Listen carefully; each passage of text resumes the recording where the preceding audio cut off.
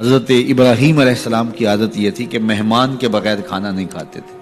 اور یہ بات ذہن میں رکھو کہ جو کھانا مہمان کے ساتھ کھایا جاتا ہے اس کا حساب نہیں ہوگا، چاہے وہ پرتکلف ہی کیوں نہ ہو. تو جب بھی بھوک ستاتی تو کسی شخص کو ڈھونڈ کے لے آتے اور اس کے ساتھ دسترخوان پہ بیٹھ کے کھانا کھاتے. ایک دن ایک مہمان کو ڈھونڈ لائے اور کھانا تیار تھا تو کہا کہ اللہ کا مبارک نام لیجیے اور شروع کیجیے. اس نے کہا میں تو اللہ کو نہیں مانتا.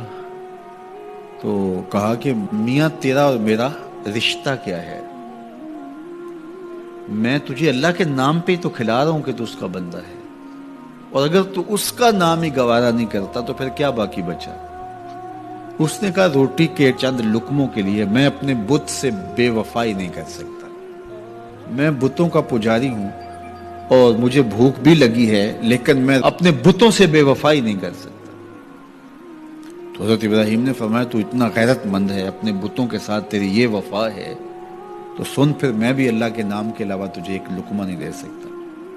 اس نے کہا کوئی بات نہیں، اٹھ کے چلا گیا. وہ چلا گیا تو جبریل آ گئے، رب کا سندیسہ دیا، ابراہیم تو نے میرا بندہ ناراض کر دیا. یا اللہ وہ تیرا بندہ تھا، تیرا نام لینا گوارا نہیں تھا. کہا ابراہیم اس کی عمر کتنی ہوگی؟ مالک 70-80 کے پیٹے میں ہوگا. تو کہا اتنا عرصہ ہو گیا نا کہ میں اس کو دے رہا ہوں، تم ایک دن نہیں کھلا سکے. اب ابراہیم علیہ السلام ان کو ڈھونڈ رہا، وہ پہاڑ چڑھ رہا تھا تو آواز دی او میاں آ جاؤ کھانا ٹھنڈا ہو رہا ہے. اس نے کہا آ جاؤں گا لیکن تمہارے رب کا نام نہیں لوں گا. کہا نہ لینا، آ جاؤ. آیا دسترخوان پر بیٹھا، کھانا شروع ہوا تو کہنے لگا کہ پہلے تو بڑے غصے میں تھے، جلال میں تھے کہ رب کا نام نہیں لوگے تو کھانا نہیں دوں گا، ایک دم تبدیلی کیسے آ گئی؟ کہا اسی رب کا سندیسہ آیا ہے کہ مجھے بھی تو اتنا عرصہ ہوا کہ دے رہا ہوں، تم ایک دن نہیں دے سکے. تو اس نے کہا تیرا رب اتنا مہربان ہے تو مجھے بھی اس اپنے رب کا غلام بنا لے. تو جو اسے مانتا ہے اسے بھی دیتا ہے، جو نہیں مانتا تو یہ نہیں دھوکہ کھانا چاہیے کہ فلاں کے پاس رزق کتنا ہے اس لیے وہ اللہ کا مقبول ہے، فلاں تخت حکومت میں بیٹھا ہے اللہ کا مقبول ہے. یہ کوئی دلیل نہیں ہے. کتنے لوگ ہیں جو اس کے منکر ہیں، اس کے وجود کے منکر ہیں، لیکن اس کے باوجود ان کو اتنا عطا کرتا ہے.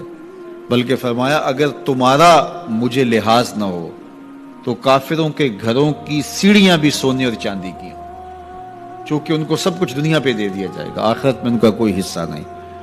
لیکن مسلمان کہیں گے ہم تو پھر مار ہی دیے گئے. تو تمہاری دل جوئی مقصود ہے، تمہارا لحاظ ہے، ورنہ ہم ان کو اتنا دیں کہ ان کے گھروں کی سیڑھیاں بھی سونے اور چاندی کی ہوں. یہ فرعون جو تھا جس نے خدائی کا دعویٰ کیا، بلکہ کہا آنا ربکم الاعلی، میں تمہارا بڑا رب ہوں، اور اپنی پرستش کرواتا تھا. ساری زندگی کوئی بیماری تو دور کی بات ہے، اس کے سر میں درد بھی نہیں ہوا تھا. رزق اللہ اسے بھی دیتا ہے جس سے وہ پیار کرتا ہے، اسے بھی دیتا ہے جس سے وہ پیار نہیں کرتا.